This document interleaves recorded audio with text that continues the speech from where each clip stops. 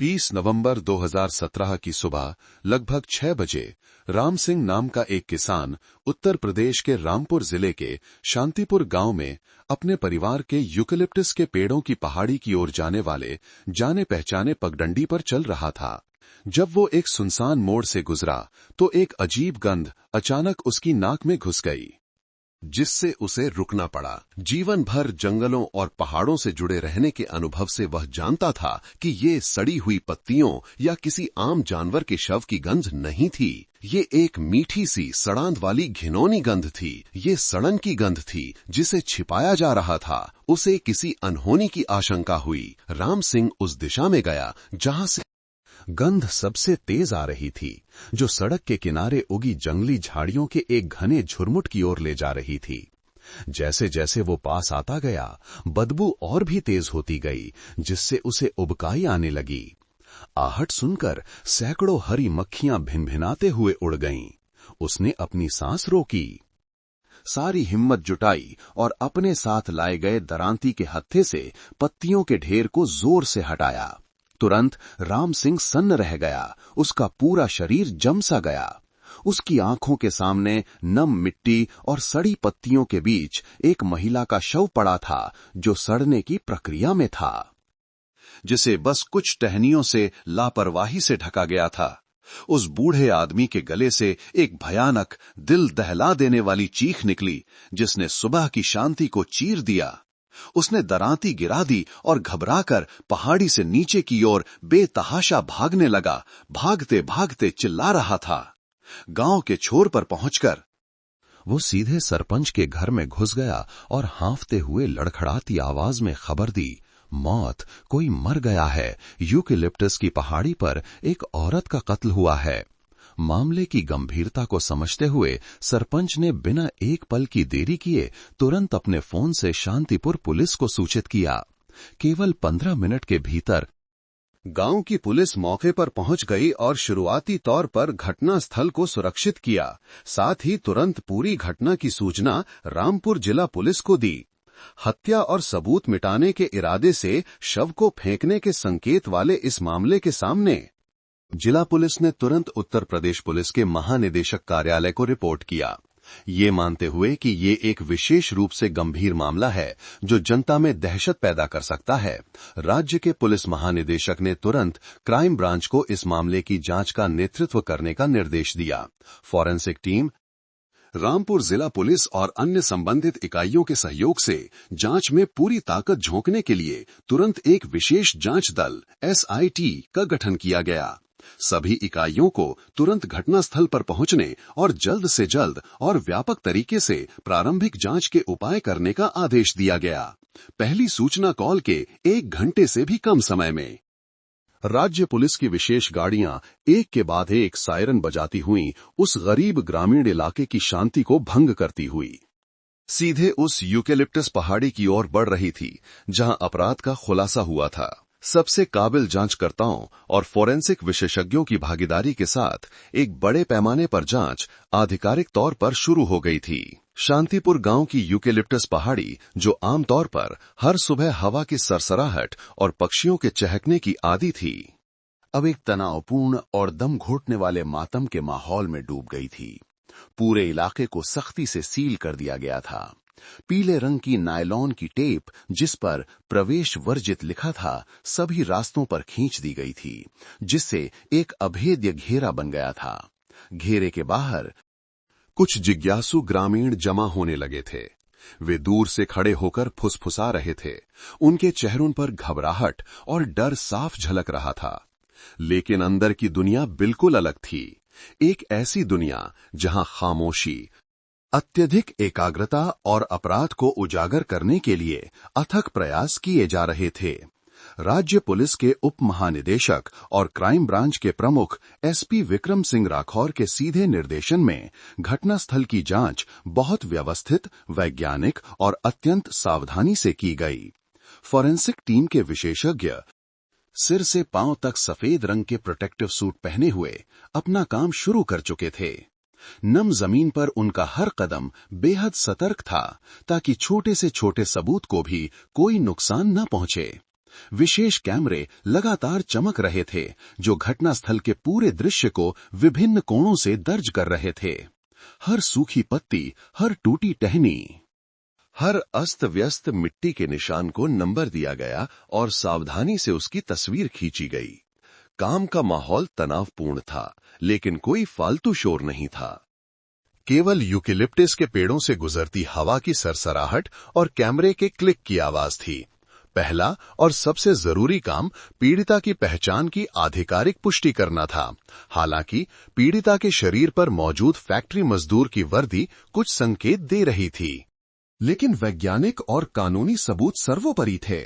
जहां एक forensic team घटनास्थल पर ही शव की प्रारंभिक जांच पर ध्यान केंद्रित कर रही थी, वहीं दूसरी टीम आसपास के इलाके में फैल गई और किस्मत ने उनका साथ दिया। झाड़ियों वाले इलाके की गहन तलाशी के दौरान एक युवा जांचकर्ता को एक काला महिला पर्स मिला, जिसे शायद हत्यारे ने घबराहट में भागते समय फेंक दिया था।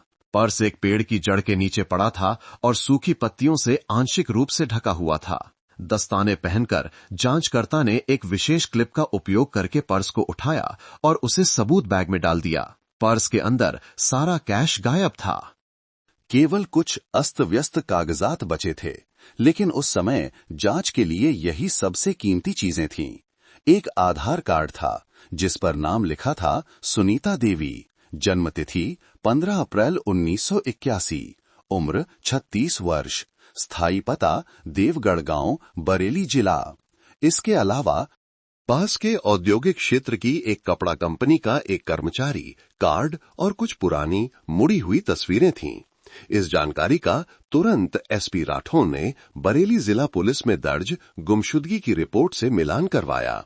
नाम, जन्म तिथि से लेकर पते तक हर विवरण सुनीता के पति रमेश कुमार द्वारा ठीक 5 दिन पहले दर्ज कराई गई गुमशुदगी की रिपोर्ट से दर्दनाक रूप से मेल खाता था। अब कोई संदेह नहीं था, पीड़िता सुनीता देवी ही थी। पति और परिवार की डेस्परेट तलाश एक ऐसी सच्चाई पर समाप्त हुई जो इससे ज्यादा क्रूर नहीं हो सकती थी। घटनास्थल की प्रारंभिक जांच पूरी होने के बाद सुनीता के शव को सावधानी से पहाड़ से नीचे लाया गया और भारी खामोशी के बीच राज्य के फॉरेंसिक केंद्र में भेज दिया गया। यहां तेज सर्जिकल लाइटों के नीचे और सबसे अनुभवी फॉरेंसिक विशेषज्ञों के हाथों उसकी भयानक मौत के अंतिम रहस्य उजागर हुए। बाद में आई फॉरेंसिक रिपोर्ट ने पूरी जांच टीम को हिलाकर रख दिया। शव शरद ऋतु के अंत के मौसम की स्थिति में प्राकृतिक सड़न प्रक्रिया के कारण बुरी तरह से फूला हुआ और विकृत था। मौत का समय लगभग 5 दिन पहले का निर्धारित किया गया था, जो सुनीता के काम से छूटने के बाद लापता होने के समय से पूरी तरह मेल खाता था। मौत का सीधा कारण कई घावों से अत्यधिक खून बहने के कारण हुआ शॉक और अपरिवर्तनीय संचार विफलता थी। फॉरेंसिक विशेषज्ञों को पीड़िता के शरीर पर कुल 14 घाव मिले, जो एक नुकीली, सपाट ब्लेड वाली और एक धार वाली वस्तु से किए गए थे। बहुत संभावना थी कि यह एक नुकीला चाकू था। घाव बेहद क्रूरता से किए गए थे, जो शरीर के महत्वपूर्ण हिस्सों जैसे छाती और पेट पर केंद्रित थे। कुछ घातक घावों ने दिल और फेफड़ों को छेद दिया था, जिससे पता चलता था कि हत्यारे ने अत्यधिक क्रूरता और गुस्से के साथ हमला किया था, जिससे पीड़िता को बचने का कोई मौका नहीं मिला। घावों की क्रूरता एक उन्मादी हमलावर के पूर्ण नियंत्रण खो देने का संकेत दे रही थी। लेकिन सबसे महत्वपूर्ण विवरण, वो विवरण जिसने उस बदकिस्मत महिला के अंतिम दर्दनाक और साहसी क्षणों को फिर से जीवंत कर दिया, उसके हाथों में छिपा था।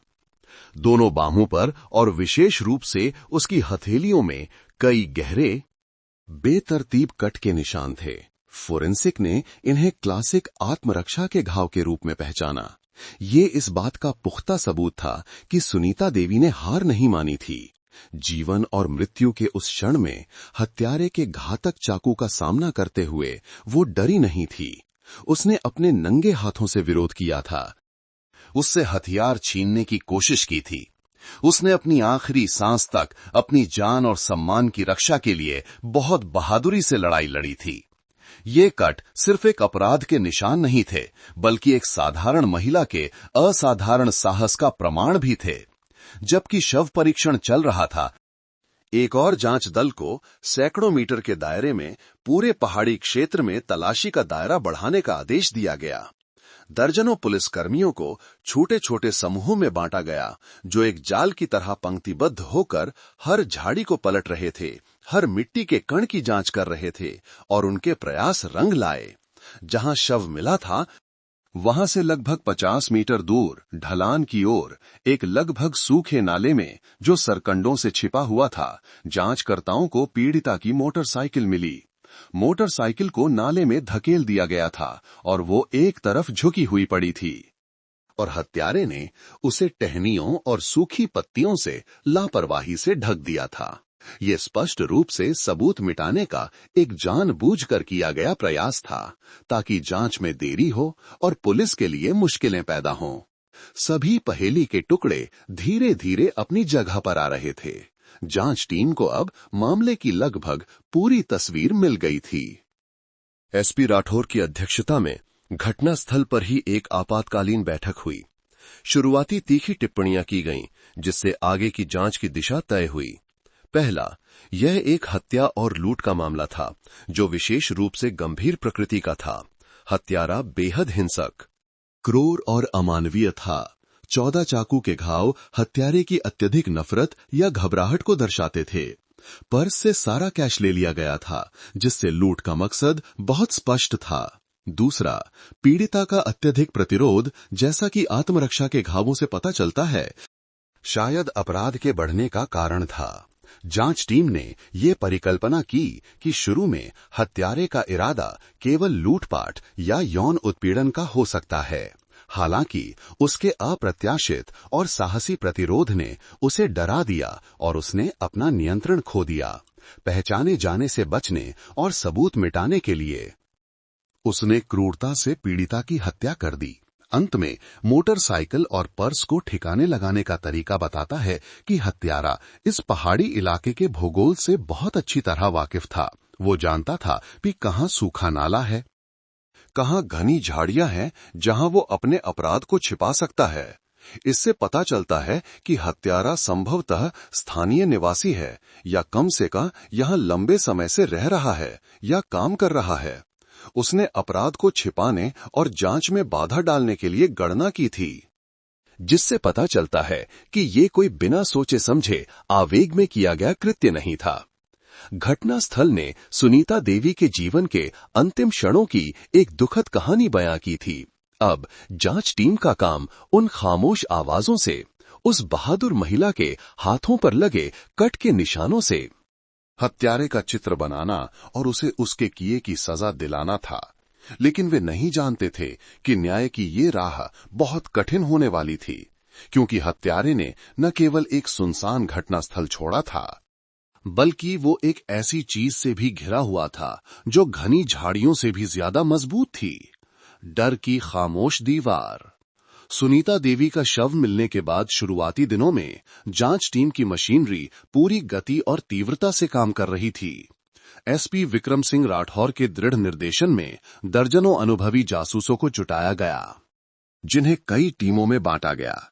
उन्होंने एक साथ कई ऑपरेशनल उपाय शुरू किए, इस उम्मीद में कि वे जल्द ही हत्यारे का सुराग लगा लेंगे। उत्तर प्रदेश पुलिस मुख्यालय का माहौल हमेशा तनावपूर्ण रहता था। क्राइम ब्रांच के दफ्तर की बत्तियां लगभग पूरी रात जलती रहती थीं। जांचकर्ता बारी बारी से काम करते थे। जल्दबाजी में खाना और डेस्क पर अधूरी नींद लेना आम बात हो गई थी। उच्च अधिकारियों का दबाव, जनता की राय का दबाव और सबसे महत्वपूर्ण पुलिस अधिकारियों के अपने जमीर का दबाव उन्हें इस बर्बर अपराध का जवाब जल्दी खोजने के लिए प्रेरित कर रहा था। लेकिन पुलिस बल के प्रयासों और दृढ़ संकल्प के बिल्कुल विपरीत जांच जल्द ही एक निराशाजनक गतिरोध में पहुंच गई।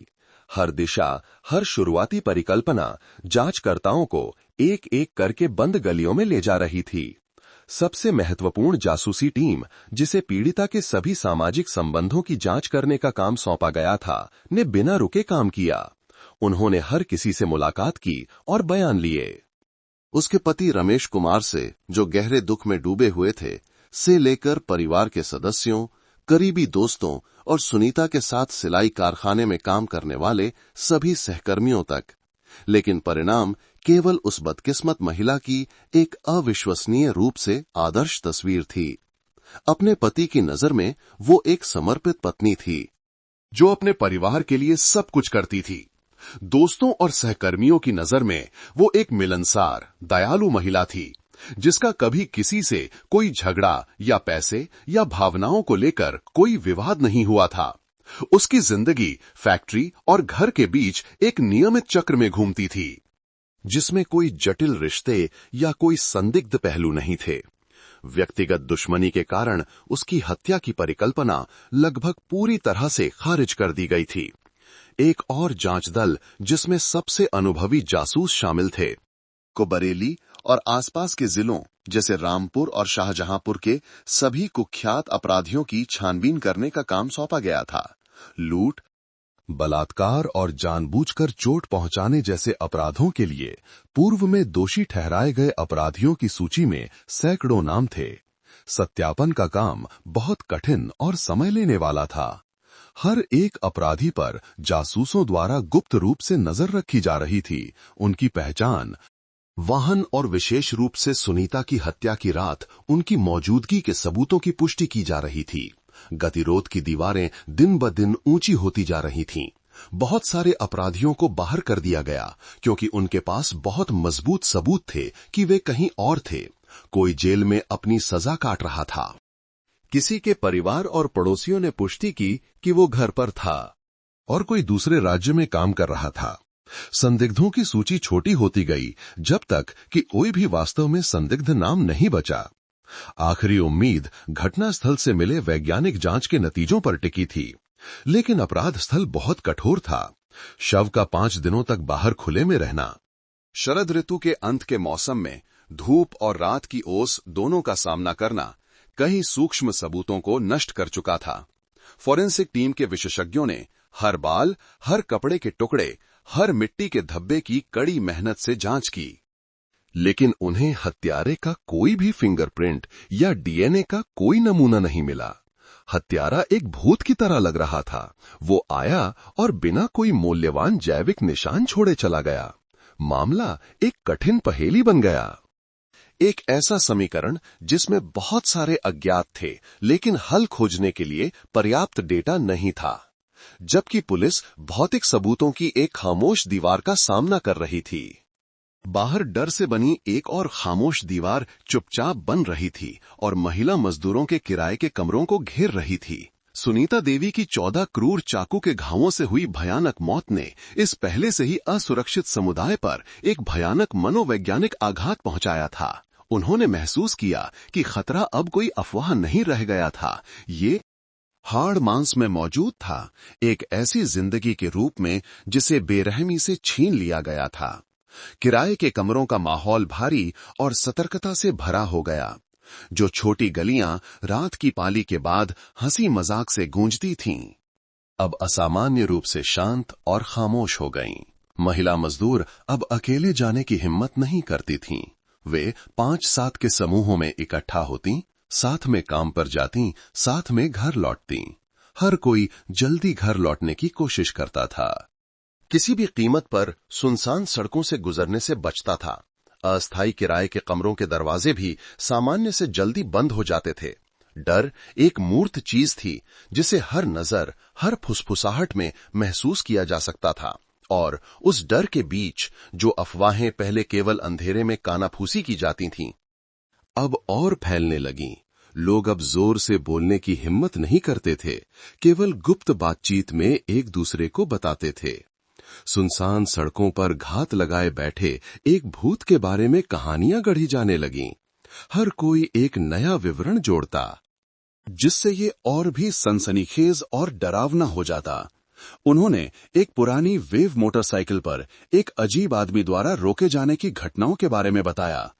कुछ ज्यादा भाग्यशाली थीं, जिन्हें उसने सिर्फ धमकाया और थोड़े पैसे लूट लिए, लेकिन कुछ ने थोड़ी हिचकिचाहट के बाद आंसू बहाते हुए बताया कि उन्हें सुनसान जगहों पर ले जाकर उनके साथ दुष्कर्म भी किया गया था।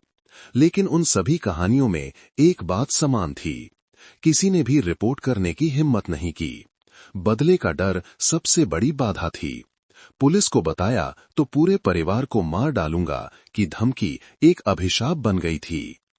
एक ऐसा डर जो उनके दिमाग में गहरा बैठ गया था।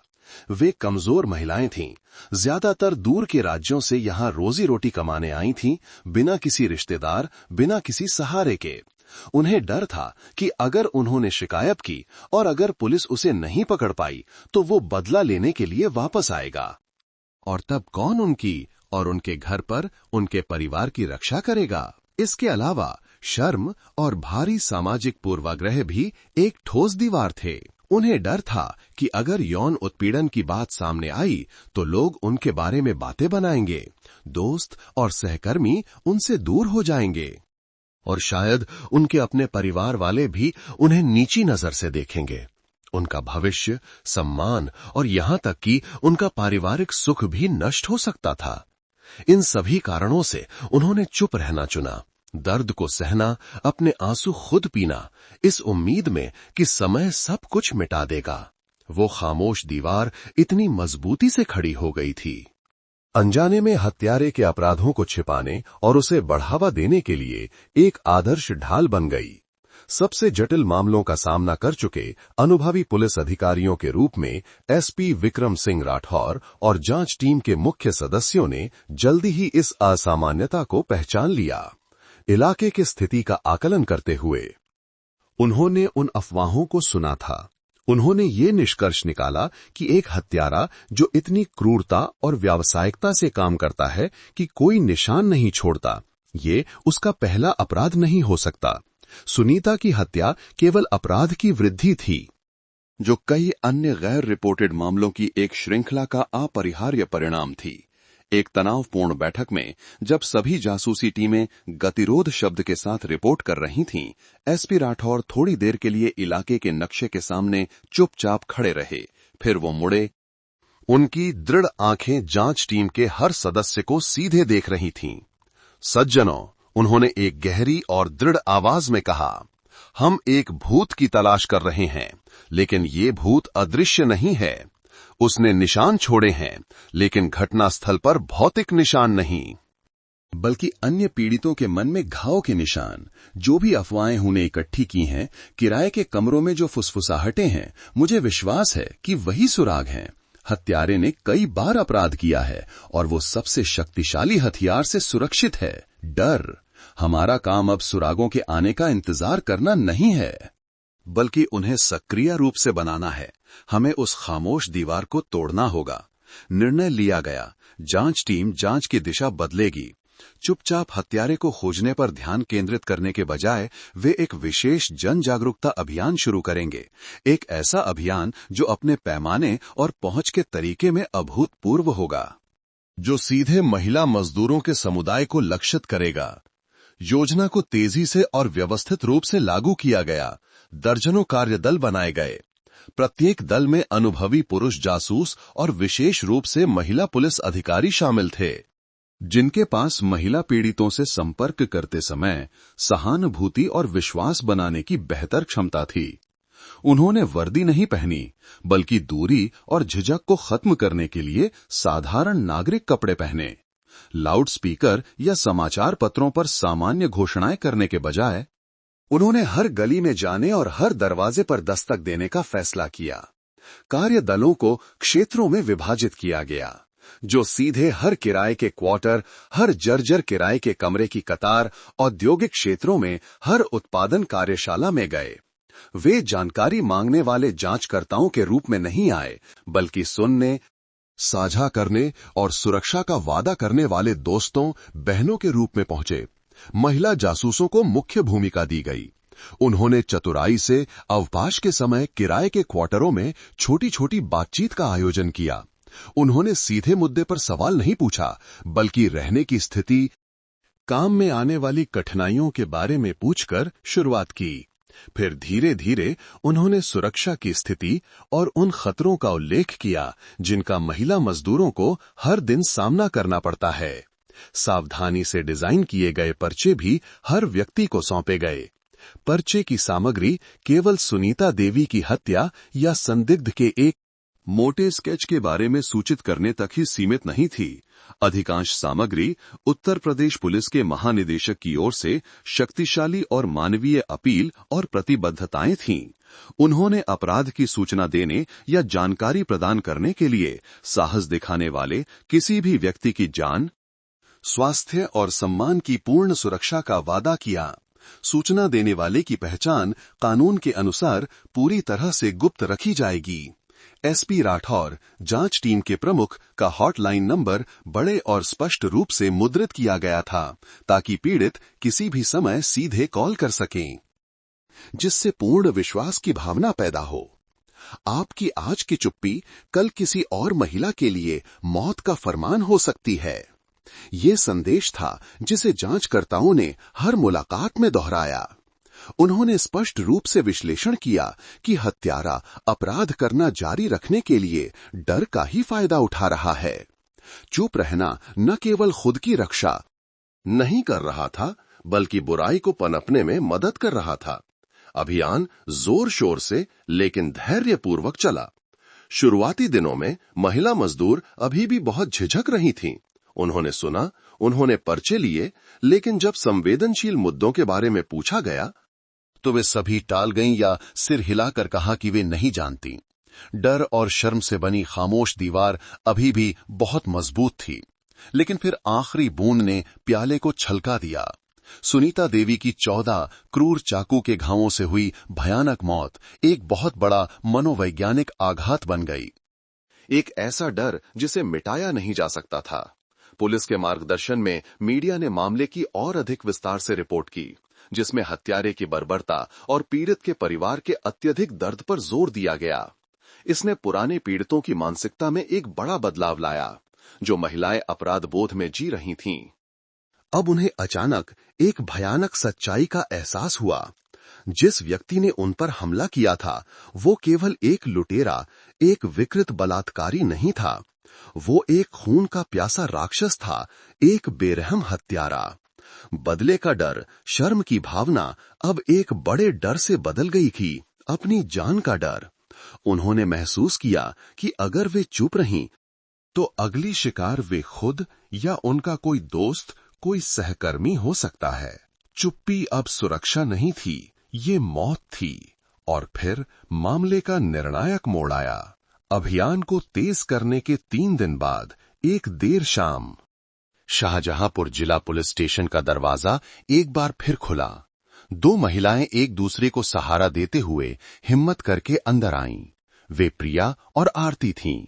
क्राइम ब्रांच के दफ्तर में जांचकर्ताओं और विशेष रूप से महिला पुलिस अधिकारियों के सामने बैठी शुरू में दोनों अभी भी कांप रही थीं, डरी हुई थीं, लेकिन महिला अधिकारियों की दयालुता, सुनने का रवैया और ईमानदार प्रोत्साहन ने धीरे धीरे उन्हें शांत करने में मदद की। महीनों से दबा हुआ दर्द आखिरकार अपमान और राहत के आंसुओं में बह निकला।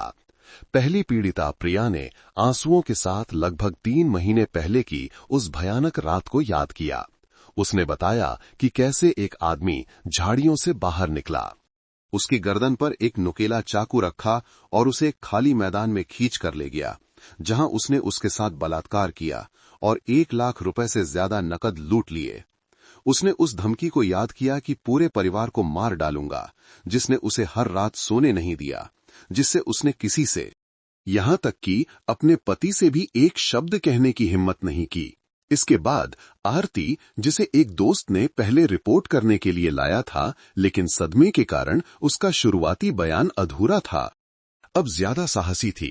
उसने और विस्तार से बताया कि कैसे उसी हुलिये वाले एक व्यक्ति ने उसे एक सुनसान बाग के पास सड़क के किनारे अपनी गाड़ी रोकने के लिए मजबूर किया, फिर चाकू से धमकाया, उसके साथ दुष्कर्म किया और लगभग 80,000 रुपए लूट लिए।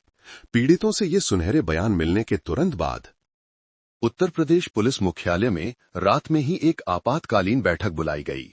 राज्य पुलिस के उप महानिदेशक और एसपी विक्रम सिंह राठौर की अध्यक्षता में बैठक के कमरे का माहौल अब गतिरोध के कारण भारी नहीं था, बल्कि इसके बजाय अत्यधिक एकाग्रता, मामले को सुलझाने के लिए एक उग्र दृढ़ संकल्प था। फ्लोरोसेंट रोशनी एक बड़े सफेद बोर्ड पर चमक रही थी, जहां एसपी राठौर व्यक्तिगत रूप से हाल ही में एकत्र की गई सभी बहुमूल्य जानकारी को व्यवस्थित कर रहे थे। बोर्ड पर लिखी गई हर पंक्ति एक महत्वपूर्ण पहेली का टुकड़ा थी, जो उस राक्षस को आकार देने में मदद कर रही थी, जो बहुत लंबे समय से अंधेरे में छिपा था। सज्जनों, एसपी राठौर ने कहा। उनकी आवाज पूरे कमरे में गूंज उठी। पीड़ितों के बयानों के माध्यम से हम अब अपराधी का लगभग पूरा चित्र बना सकते हैं। ये बहुत महत्वपूर्ण पहचान विशेषताएं हैं जो हमारी आगे की सभी जांच गतिविधियों के लिए मार्गदर्शक होंगी। उन्होंने बोर्ड पर हर विशेषता के नीचे एक एक करके रेखा खींची और तीक्ष्णता से विश्लेषण किया। सबसे पहले पहचान और आवाज के बारे में। अपराधी एक ऐसा व्यक्ति है जो उत्तर प्रदेश का ठेठ स्थानीय लहजा बोलत है। ये लगभग इस संभावना को समाप्त कर देता है कि अपराधी किसी अन्य राज्य से आया है। वह निश्चित रूप से एक स्थानीय व्यक्ति है या यहाँ बहुत लंबे समय से रह रहा है। कद काठी के बारे में उसे लगभग 1.65 मीटर लंबा, दुबले पतले शरीर वाला बताया गया है। यह एक बहुत ही सामान्य कदकाठी है जो आसानी से भीड़ में घुल मिल सकता है, लेकिन यह छानबीन के लिए एक महत्वपूर्ण पहचान विशेषता भी है। दूसरा, अपराध के वाहन के बारे में। यह सबसे महत्वपूर्ण भौतिक सुरागों में से एक है। सभी पीड़ितों ने पुष्टि की है कि अपराधी हमेशा एक पुरानी नीले रंग की वेव मोटरसाइकिल का उपयोग करता है, और एक अत्यंत मूल्यवान विवरण यह है कि इस मोटरसाइकिल में वाइजर नहीं है, यानी सामने का प्लास्टिक कवर हटा दिया गया है या टूट गया है। ऐसी विशिष्ट विशेषता वाली मोटरसाइकिल को सामान्य मोटरसाइकिलों की तुलना में पहचानना बहुत आसान होगा। तीसरा, हथियार के बारे में। वो हमेशा अपने साथ एक नुकीला चाकू रखता है और पहले ही क्षण से पीड़ितों को धमकाने के लिए उसका इस्तेमाल करता है। ये विषय की सावधानीपूर्वक तैयारी, हिंसक प्रकृति और हिंसा का उपयोग करने की तत्परता को दर्शाता है। चौथा, कार्यप्रणाली के बारे में। वो हमेशा रात में अकेले काम करता है। अपराध का समय आमतौर पर रात के 10 बजे के बाद होता है। यह वो समय है जब बड़े औद्योगिक क्षेत्रों में महिला मजदूरों की पाली समाप्त होती है और अंतरग्राम और अंतर जिला सड़कें सबसे सुनसान हो जाती हैं। उसका संचालन क्षेत्र बहुत व्यापक है, जो कम से कम 3 जिलों शाहजहांपुर, रामपुर और बरेली के क्षेत्रों में फैला है, जहां बड़े औद्योगिक क्षेत्र हैं। इतने बड़े क्षेत्र में घूमना ये दर्शाता है कि वो इलाके से बेहद परिचित है। हर छोटी सड़क, हर सुनसान इलाके, हर झाड़ी, हर खाली बगीचे को जानता है, जिसे छिपने और अपराध करने के लिए इस्तेमाल किया जा सकता है। पांचवां और आपराधिक मनोविज्ञान का विश्लेषण करने के लिए महत्वपूर्ण बिंदु अपराध करने का तरीका या मोडस ऑपरेंडी है। वह हमेशा अकेले यात्रा करने वाली महिलाओं को निशाना बनाता है। तरीका अचानक सड़क को रोकना या गाड़ी को किनारे करने के लिए मजबूर करना है, फिर जल्दी से चाकू से नियंत्रण करना ताकि पीड़ित प्रतिक्रिया न कर सके। विशेष रूप से वो पहले बलात्कार करता है और फिर संपत्ति लूटता है। संपत्ति के लक्ष्य के बारे में एक अत्यंत महत्वपूर्ण और विशिष्ट विवरण यह है कि वह केवल नकदी लूटता है। वह मोबाइल फोन, मोटरसाइकिल या अन्य मूल्यवान गहने या संपत्ति नहीं लेता है। एसपी राठौर रुके। इस विवरण पर एक गोला बनाया। ये विवरण हमें क्या बताता है? उन्होंने पूरी बैठक से पूछा। ये बताता है कि वो एक पेशेवर लुटेरा नहीं है जिसका उद्देश्य अमीर बनना है। नकदी लूटने का कार्य केवल तत्काल जरूरतों को पूरा करने के लिए एक अवसरवादी कृत्य है। बहुत संभव है कि ये जुआ, शराब, ड्रग्स जैसी बुराइयों के लिए हो। और इससे भी महत्वपूर्ण बात, ये एक चालाक गणना को दर्शाता है। वो जानता है कि फोन, मोटरसाइकिल जैसी पंजीकृत संपत्तियों को बेचना बहुत आसानी से निशान छोड़ देगा और पुलिस द्वारा पता लगा लिया जाएगा। वो केवल वही लेता है जो उसके लिए सबसे सुरक्षित है। ये दर्शाता है कि अपराधी दुस्साहसी है लेकिन मूर्ख नहीं है। अंत में मनोविज्ञान के बारे में, वो बहुत क्रूर, विकृत लेकिन बहुत चालाक भी है। वो हमेशा पीड़ितों को चुप कराने के लिए पूरे परिवार को मारने की धमकी देता है। ये एक अत्यंत प्रभावी मनोवैज्ञानिक हमला है जो सीधे महिलाओं की कमजोरी को निशाना बनाता है, जो हमेशा अपने परिवार की सुरक्षा को सबसे ऊपर रखती हैं। इसी मनोवैज्ञानिक चाल ने उसे इतने लंबे समय तक अपने अपराधों को छिपाने में मदद की।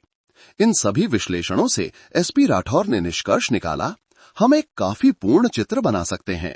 हमारा अपराधी 30 से 40 साल की उम्र का एक स्थानीय व्यक्ति है, जिसका आपराधिक रिकॉर्ड है, संभवतः पहले भी दोषी ठहराया जा चुका है, कोई स्थिर नौकरी नहीं है, जुए या किसी अन्य लत का आदी है। एक पुरानी नीले रंग की बिना वाइजर वाली वेव मोटरसाइकिल का मालिक है और अक्सर रात में घर से अनुपस्थित रहता है। हमारा काम अब इस चित्र से एक वास्तविक व्यक्ति को खोजना है। बैठक के तुरंत बाद अब तक के सबसे बड़े पैमाने पर अपराधियों की छानबीन और फिल्टरिंग की एक व्यापक योजना तैयार की गई। राज्य पुलिस और संबंधित जिलों के सैकड़ों जासूसों को जुटाया गया, जिन्हें कई विशेष कार्य दलों में विभाजित किया गया, जो 24/7 काम कर रहे थे। अंधेरे के साए की तलाश अब एक विशिष्ट लक्ष्य के साथ थी। पहली छानबीन की जाली उन सभी अपराधियों पर डाली गई जिनका लूट, बलात्कार और जानबूझकर चोट पहुंचाने जैसे अपराधों के लिए पूर्व में रिकॉर्ड था और जो वर्तमान में शाहजहांपुर, रामपुर और बरेली जिलों में रह रहे थे या सक्रिय थे। शुरुआती सूची में सैकड़ों नाम थे, लेकिन जांच टीम ने किसी को भी नहीं छोड़ा। प्रत्येक अपराधी की पहचान, वाहन और पिछले 3 महीनों की गतिविधियों की जासूसों द्वारा गुप्त रूप से पुष्टि की गई। काम बेहद कठिन था और इसमें पूर्ण सावधानी की आवश्यकता थी। जासूसों को हर इलाके में जाना पड़ता था, स्थानीय पुलिस के साथ समन्वय करना पड़ता था, सरपंचों, प्रभावशाली लोगों से मिलना पड़ता था ताकि गुप्त रूप से जानकारी एकत्र की जा सके। 3 दिन और रात बिना रुके काम करने के बाद सूची काफी कम हो गई थी। बहुत से अपराधियों को स्पष्ट सबूतों के कारण बाहर कर दिया गया था। कोई जेल में अपनी सजा काट रहा था। किसी के परिवार और पड़ोसियों ने पुष्टि की थी कि वो अपराध की रातों में घर पर था, कोई दूसरे राज्य में काम कर रहा था। इस समय लगभग 20 से अधिक उच्च संदेह वाले अपराधी उभरे। जांच टीम ने और गहरे ऑपरेशनल उपायों को लागू करना जारी रखा और फिर एक नाम ने बरेली जिला पुलिस के जासूसों का विशेष ध्यान आकर्षित करना शुरू कर दिया, जहां सुनीता देवी की हत्या हुई थी। वो था दीपक शर्मा, 34 वर्ष, देवगढ़ गांव का निवासी। पीड़िता के ही गांव का दीपक शर्मा की फाइल जल्दी से निकाली गई और एसपी राठौर की मेज पर रखी गई। वो एक ऐसा व्यक्ति था जिसकी कोई स्थिर नौकरी नहीं थी। वो आवारागर्दी करता था और इलाके में एक कुख्यात व्यक्ति था। शर्मा का चोरी के आरोप में एक पूर्व आपराधिक रिकॉर्ड था और वो 1 साल पहले ही जेल से बाहर आया था। वो एक जुआरी के रूप में प्रसिद्ध था, अक्सर कर्ज लेता था और कई दिनों तक घर से गायब रहता था। लेकिन जिस बात ने जासूसों का विशेष ध्यान खींचा वो ये थी कि शर्मा की सभी विशेषताएं जांच टीम द्वारा बनाए गए अपराधी के चित्र से आश्चर्यजनक रूप से मेल खाती थीं। शारीरिक बनावट के बारे में सत्यापन के माध्यम से शर्मा लगभग 1.66 मीटर लंबा, दुबला पतला और सांवली त्वचा वाला था। वाहन के बारे में जब जासूसों ने गुप्त रूप से शर्मा के घर के क्षेत्र का दौरा किया तो उन्होंने पुष्टि की कि उसके पास एक पुरानी नीले रंग की मोटरसाइकिल थी और विशेष रूप से इस मोटरसाइकिल का सामने का वाइजर लंबे समय से टूटा हुआ था, लेकिन उसने उसकी मरम्मत नहीं करवाई थी। इसके अलावा शर्मा का संचालन क्षेत्र बहुत व्यापक था। उसके रामपुर और शाहजहांपुर दोनों में परिचित और दोस्त थे। इसलिए ये पूरी तरह से संभव था कि वो तीनों जिलों के रास्तों से परिचित था। संदेह को और मजबूत करने के लिए एक बाहरी जासूसी टीम को दीपक शर्मा की सभी गतिविधियों पर गुप्त रूप से नजर रखने का आदेश दिया गया। उन्होंने एक असामान्य पैटर्न देखा। दिन में शर्मा आमतौर पर घर पर सोता था या कैफे में घूमता था, लेकिन जैसे ही रात होती वो अच्छे कपड़े पहनता, अपनी मोटरसाइकिल लेता और कहीं चला जाता और अक्सर आधी रात या सुबह सुबह थकी हुई हालत में घर लौटता। संदेह की सभी सुइयां अब सीधे दीपक शर्मा की ओर इशारा कर रही थीं। वो नंबर 1 संदिग्ध था। सबसे अधिक संभावना वाला अपराधी। जांच टीम ने फैसला किया कि इस चालाक लोमड़ी को पकड़ने का समय आ गया है। एक विस्तृत गिरफ्तारी और तत्काल तलाशी योजना तैयार की गई, जो बस जाल बिछाने के लिए सबसे उपयुक्त समय का इंतजार कर रही थी। महीनों से आतंक फैलाने वाला अंधेरे का साया आखिरकार न्याय के प्रकाश में आने वाला था, जब संदेह की सभी सुइयां दीपक शर्मा पर केंद्रित हो गईं। तो पूरी जांच टीम पर एक तनावपूर्ण खामोशी छा गई। उन्होंने जल्दबाजी में कोई कार्रवाई नहीं की। वे जानते थे कि शर्मा जैसे चालाक, दुस्साहसी और जघन्य अपराध करने वाले अपराधी के लिए पकड़ने की प्रक्रिया में कोई भी चूक अप्रत्याशित परिणाम दे सकती है। हो सकता है कि उसने पहले ही अनुमान लगा लिया हो कि उस पर नजर रखी जा रही है और उसने भागने का रास्ता तैयार कर लिया हो सकता है कि उसने हथियार कहीं और छिपा रखा हो, और इससे भी बदतर अपनी गुंडागर्दी की प्रवृत्ति और हताशा में वो पागलों की तरह विरोध कर सकता था, जिससे पकड़ने वाली टीम और आसपास के निर्दोष लोगों को खतरा हो सकता था। सावधानी, गोपनीयता और आश्चर्य का तत्व सर्वोच्च प्राथमिकता बन गया, जो इस निर्णायक लड़ाई के लिए सुनहरा नियम था। एसपी विक्रम सिंह राठौर के सीधे निर्देशन में एक विस्तृत गिरफ्तारी योजना, जिसमें हर क्रिया का विवरण था, एक बड़े सैन्य मानचित्र पर तैयार की गई। हर स्थिति, हर हमले की दिशा, हर आकस्मिक योजना की सावधानीपूर्वक गणना की गई। कार्रवाई का समय अगली सुबह लगभग 5 बजे निर्धारित किया गया, जब अंधेरा अभी भी गतिविधियों को छिपाने के लिए पर्याप्त था। लेकिन ये वो समय भी था जब लोग गहरी नींद में होते हैं और सबसे कम सतर्क होते हैं। भाग लेने वाली टीम में न केवल क्राइम ब्रांच के अनुभवी जासूस शामिल थे, जो मामले की शुरुआत से ही इस पर काम कर रहे थे, बल्कि एक विशेष पुलिस दल का भी समर्थन था, जो सहायक उपकरणों से पूरी तरह सुसज्जित था, जो किसी भी सबसे खराब स्थिति के लिए तैयार था। उस रात देवगढ़ गांव में दीपक शर्मा का छोटा जर्जर घर एक अदृश्य घेरे में था। आम नागरिकों के वेश में बाहरी जासूस कोई रात में टहलने वाले पति पत्नी का नाटक कर रहा था, कोई गली के कोने पर एक धुंधली चाय की दुकान में बैठा था। उन्होंने उसकी हर गतिविधि पर गुप्त रूप से नजर रखी। शर्मा की कोई भी हरकत उनकी आंखों से नहीं बच सकी। जैसा कि पैटर्न से पता चला था, रात के लगभग 11 बजे एक दिन की आवारागर्दी के बाद शर्मा अपनी पुरानी नीले रंग की बिना वाइजर वाली वेव मोटरसाइकिल पर घर लौटा। वो थोड़ा थका हुआ लग रहा था, लेकिन सतर्क भी था। उसकी आंखें लगातार इधर उधर देख रही थीं। उसने चुपचाप मोटरसाइकिल को अंधेरे घर के अंदर धकेला और लकड़ी का दरवाजा बंद कर दिया। घर के अंदर एक धुंधली रोशनी थोड़ी देर के लिए जली और फिर बुझ गई। शिकार पिंजरे में था। सिग्नल कमांड सेंटर को भेजा गया। शर्मा के घर की ओर जाने वाली छोटी गली के सभी प्रवेश और निकास मार्गों को भी अन्य टीमों ने दूर से ही बंद कर दिया था। एक चूहा भी इस पहले से बिछाए गए जाल से नहीं बच सकता था। सुबह 4 बजे जब रात की ओस घनी हो गई और सर्दियों की शुरुआत की ठंड काटने लगी, तो इकट्ठा होने का आदेश दिया गया। टीमें चुपचाप आगे बढ़ीं और शर्मा के घर से लगभग 1 किलोमीटर दूर एक गुप्त स्थान पर एकत्रित हुईं। कमांड वाहन में अंतिम ऑपरेशनल बैठक में एसपी राठौर ने एक बार फिर आवश्यकता दोहराई।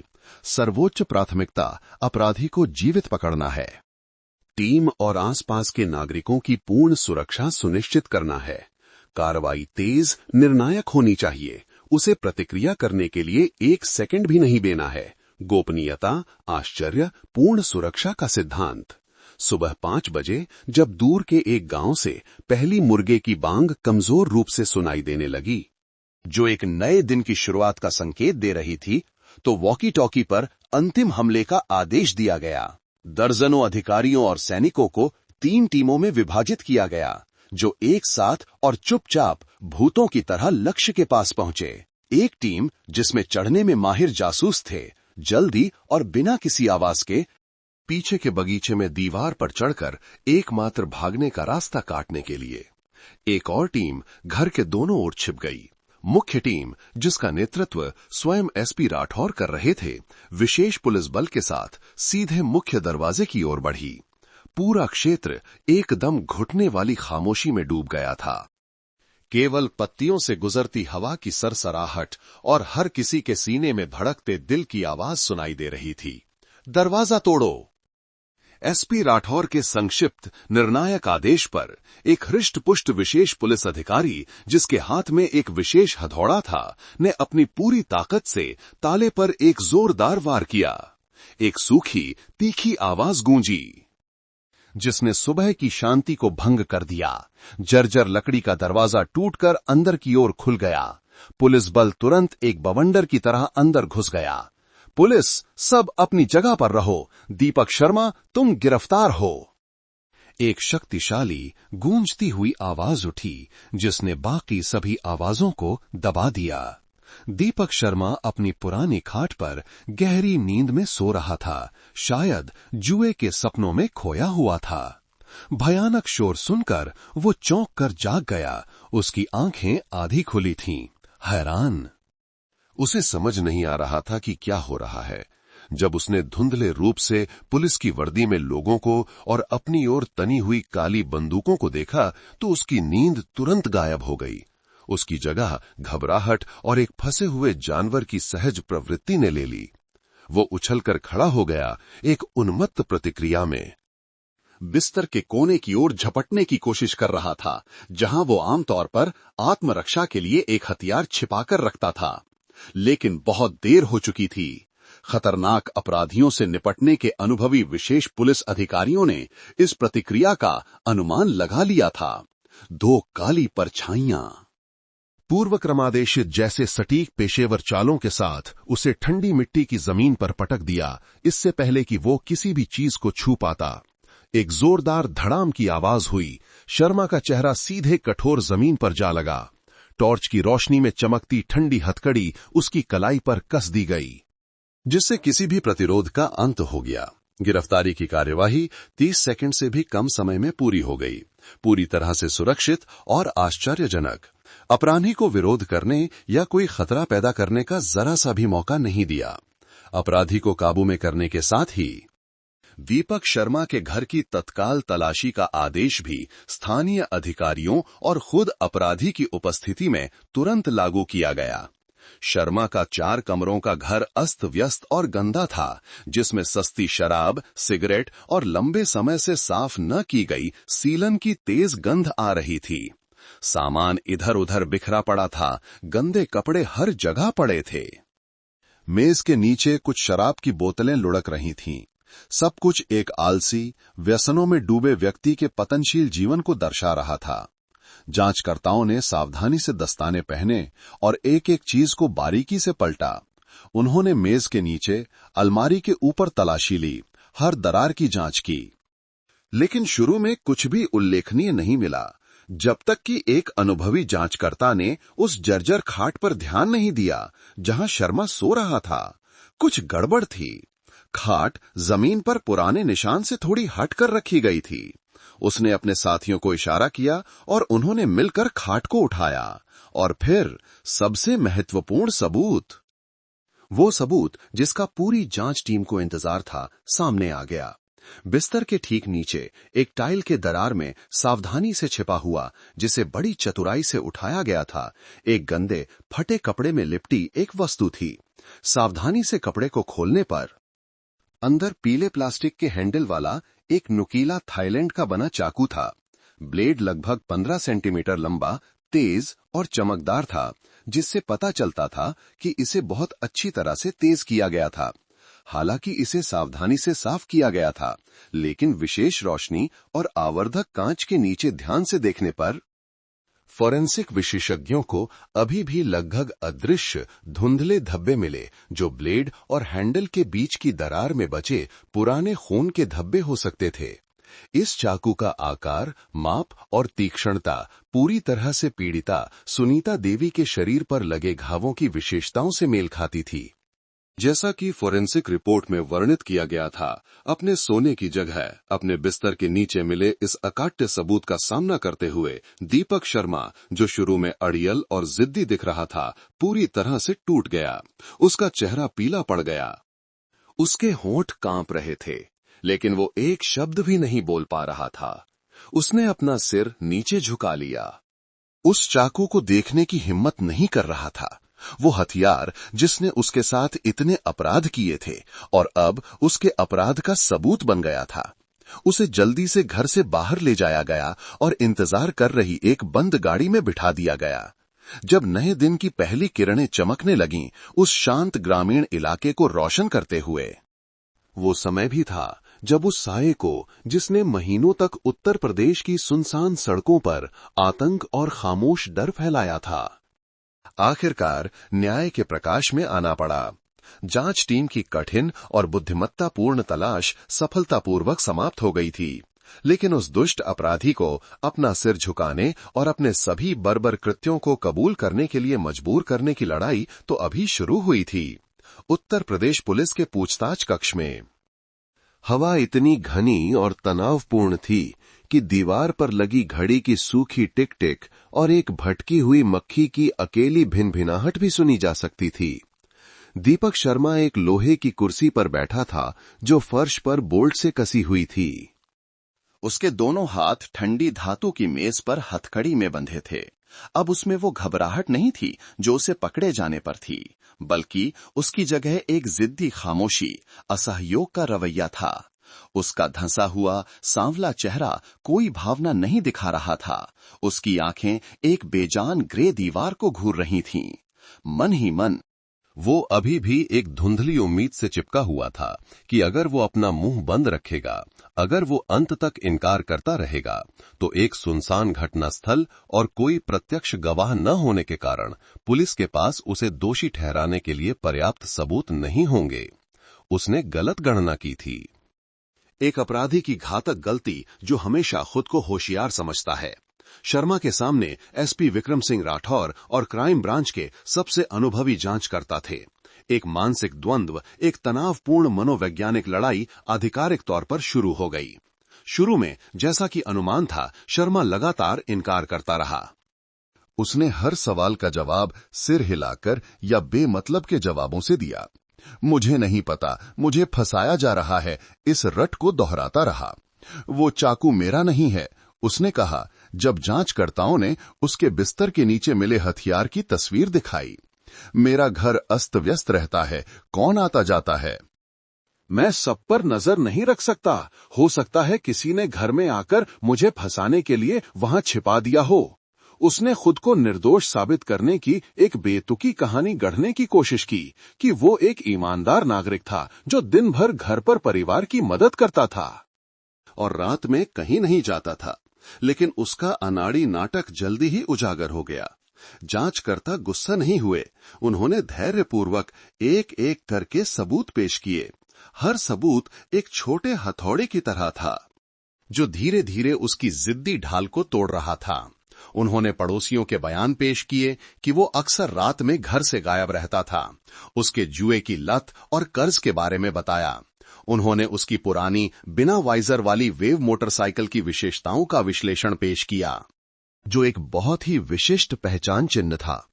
हर सबूत पेश किए जाने पर शर्मा का आत्मविश्वास थोड़ा कम हो जाता। उसके माथे पर पसीना आने लगता, लेकिन वो अभी भी दांत भींचकर चुप रहा। एक शब्द भी नहीं बोला। संघर्ष का निर्णायक मोड़ तब आया जब एसपी राठौर ने अपना तुरुप का पत्ता खेलने का फैसला किया। वो जानते थे कि भौतिक सबूतों को नकारा जा सकता है, लेकिन जीवित सबूत, दर्द और गुस्से के सबूत का कोई भी अपराधी सामना नहीं कर सकता। उन्होंने एक जांच अधिकारी को इशारा किया। पूछताछ कक्ष का दरवाजा खुला। प्रिया और आरती महिला पुलिस अधिकारियों के साथ, जो उन्हें मानसिक रूप से सहारा दे रही थीं, को बगल के पहचान कक्ष में लाया गया, जो एक तरफा शीशे से अलग था। शर्मा की तरफ से उसे केवल एक काला शीशा दिखाई दे रहा था जो उसकी अपनी दयनीय स्थिति को दर्शा रहा था। लेकिन वो नहीं जानता था कि दूसरी तरफ कुछ आंखें उसे गहराई से घूर रही थीं, ऐसी आंखें जो भयानक यादों से भरी थीं। दीपक शर्मा देखो, एसपी राठौर ने कहा। उनकी आवाज कठोर थी। न्याय हमेशा बेजान चीजें नहीं होता। कभी कभी ये उन लोगों की आंखों में होता है जिन्हें तुमने नुकसान पहुंचाया है। जो दूसरे कमरे में हैं, जैसे ही उन्होंने शीशे के माध्यम से दीपक शर्मा का चेहरा देखा, प्रिया और आरती दोनों कांपने लगीं। उन अंधेरी रातों की भयानक यादें फिर से ताजा हो गईं, जीवंत और डरावनी। लेकिन महिला अधिकारियों के प्रोत्साहन से उनके भीतर का डर अत्यधिक गुस्से में बदल गया। क्या ये वही है? एसपी राठौर ने वॉकी टॉकी पर पूछा। उनकी आवाज स्पष्ट और दृढ़ थी। प्रिया, हालांकि अभी भी कांप रही थी, ने सीधे शीशे की ओर इशारा किया, मानो वो उसे भेद कर उस दुष्ट के चेहरे पर इशारा करना चाहती हो। उसकी आवाज नफरत में सिसक उठी। यही है वो। ये आवाज, ये कदकाठी, चाहे मैं मर कर राख भी हो जाऊं, मैं कभी नहीं भूल सकती। आरती ने भी आंसुओं में सिर हिलाया और दृढ़ता से पुष्टि की। हाँ, यही है वो। इस शैतान को मैं कभी नहीं भूल सकती। इसी ने मेरी जिंदगी बर्बाद कर दी। दो जीवित पीड़ितों की सीधी, निश्चित और गुस्से से भरी पहचान अंतिम हथौड़ा बन गई, जिसने दीपक शर्मा द्वारा बनाई गई जिद्दी दीवार को चकनाचूर कर दिया। वो अब और इनकार नहीं कर सकता था। सबूत ठंडे हो सकते हैं, लेकिन इंसानी दर्द और यादें नहीं। उन हाड़ मांस के लोगों का सामना करते हुए जिन्हें उसने नुकसान पहुंचाया था। उसका सारा मनोवैज्ञानिक बचाव पूरी तरह से ढह गया। उसने अपना सिर मेज पर झुका लिया। उसके कंधे कांप रहे थे। कुछ मिनटों की खामोशी के बाद उसने अपना सिर उठाया। उसकी आंखें पूरी तरह से खाली और बेजान थीं। हाँ, उसने फुसफुसाया। उसकी आवाज कर्कश और टूटी हुई थी। ये मैं हूं। सब कुछ मैंने ही किया है। पहला कबूलनामा हो चुका था, और फिर जैसे एक बांध टूट गया हो, महीनों से छिपाए गए सभी भयानक अपराध बहने लगे। दीपक शर्मा ने अपने सभी आपराधिक कृत्यों को कबूल कर लिया। उसने कुल 5 अपराध करने की बात स्वीकार की, जिसमें 4 बलात्कार और लूट के मामले और अंतिम मामला सुनीता देवी की हत्या और लूट का था। मकसद पूछे जाने पर शर्मा ने कबूल किया कि ये सब उसकी जुए की लत और आलसी स्वभाव के कारण शुरू हुआ। चोरी के आरोप में जेल से छूटने के बाद उसने कोई ईमानदार काम खोजने की कोशिश नहीं की, बल्कि जुए के अड्डों में डूबता गया और कर्ज बढ़ता गया। लेनदारों द्वारा दबाव डाले जाने पर उसने लूटने का विचार किया। उसने देखा कि रात की पाली के बाद सुनसान सड़कों पर अकेली जाने वाली महिला मजदूर सबसे आसान शिकार थीं। नीच वासना और तंगी ने उसे एक राक्षस में बदल दिया था। उसने ये भी बताया कि वो केवल नकदी क्यों लूटता था। ये एक बहुत ही चालाक गणना थी। फोन या मोटरसाइकिल लूटने पर उन्हें बेचना पड़ता है, उसने कबूल किया। बेचना बहुत झंझट का काम है और पुलिस द्वारा पकड़े जाने और सुराग मिलने का खतरा रहता है। नकदी तुरंत खर्च की जा सकती है, कोई निशान नहीं छोड़ती। हर बार कुछ 100 या 1 लाख लूटने पर कुछ दिनों के लिए जुआ खेलने के लिए पर्याप्त पैसा मिल जाता था। और अंत में जब सुनीता देवी के मामले का उल्लेख हुआ तो उसकी आवाज कांपने लगी। उसने स्वीकार किया कि यह उसकी मूल योजना से बाहर की एक कार्यवाही थी। पहले वाली महिलाओं को मैं सिर्फ धमकाता था तो वे डर के मारे कुछ नहीं करती थीं। मुझे लगा कि सुनीता भी वैसी ही होगी, लेकिन मैं गलत था। उसने उस रात को याद किया जब उसने उसे रोका और चाकू निकाला। तो सुनीता बिल्कुल नहीं डरी। वो बहुत बहादुर और ताकतवर थी। जब मैंने चाकू निकाला तो वो डरने के बजाय मेरा हाथ झटक दिया। उसने मुझे मोटरसाइकिल से धक्का देकर गिरा दिया और चिल्लाने लगी। मैंने कभी ऐसी स्थिति का सामना नहीं किया था। पीड़िता के दृढ़ प्रतिरोध ने शर्मा को बुरी तरह डरा दिया। उसे डर था कि सुनीता की चीखें कोई और सुन लेगा। उसे डर था कि वो पकड़ा जाएगा। घबराहट और नियंत्रण खोने की स्थिति में जब एक गुंडे के अहंकार को ठेस पहुंची तो वो और कुछ नहीं सोच सका। उस समय मैं बस यही सोच रहा था कि उसे चुप कराना है, सबूत मिटाना है। इसलिए मैं बस उसे तब तक चाकू मारता रहा जब तक कि वो हिलना बंद नहीं कर दी। उसने अपनी क्रूरता को ठंडेपन से बयान किया। अपराध करने के बाद उसने पर्स से पैसे निकाले और फिर पीड़िता के शव को झाड़ियों में खींच लिया और मोटरसाइकिल को सूखे नाले में धकेल दिया ताकि वो अपने अपराध को हमेशा के लिए छिपा सके। अपराधी के कबूलनामे और सभी भौतिक, वैज्ञानिक और दस्तावेजी सबूतों के साथ मामले की फाइल जल्दी ही पूरी हो गई। उत्तर प्रदेश के लोक अभियोजक ने दीपक शर्मा पर हत्या, बलात्कार और लूट के आरोपों के साथ मुकदमा चलाया, जिसमें कई गंभीर परिस्थितियां थीं, जैसे कि दूसरे अपराध को छिपाने के लिए हत्या करना, बर्बर तरीके से अपराध करना और खतरनाक अपराधी होना। मुकदमे के दौरान अकाट्य सबूतों और पीड़ितों के आंसू भरे बयानों के सामने दीपक शर्मा को अपना अपराध स्वीकार करना पड़ा। उसके द्वारा किए गए जघन्य अपराधों, आतंक फैलाने और एक निर्दोष पीड़िता की मौत के लिए अदालत ने दीपक शर्मा को सर्वोच्च सजा, मृत्युदंड सुनाई। फैसला सुनाया गया। न्याय आखिरकार हो गया, मामला बंद हो गया, लेकिन इसने एक महंगा सबक और एक गहरी चेतावनी की घंटी छोड़ी। ये औद्योगिक क्षेत्रों के आसपास के इलाकों, सुनसान, कम रोशनी वाली जगहों पर सुरक्षा की स्थिति के बारे में चेतावनी देता है। लेकिन सबसे महत्वपूर्ण बात, ये अपराध की रिपोर्ट करने के लिए पीड़ितों के साहस के अत्यधिक महत्व को दर्शाता है। चुप्पी, चाहे किसी भी कारण से हो, केवल बुराई को बढ़ावा देगी।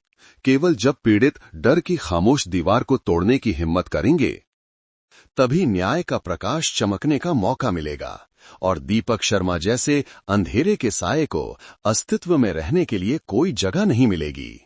आप कहां से हैं, हमें कमेंट करके जरूर बताएं। आपको ये कहानी कैसी लगी? हम प्रार्थना करते हैं कि आप सभी हमेशा सुरक्षित और शांति से रहें। अगर आपके पास भी कोई दिलचस्प कहानी है, तो उसे हमारे साथ साझा करें ताकि हम सब उसे सुन सकें।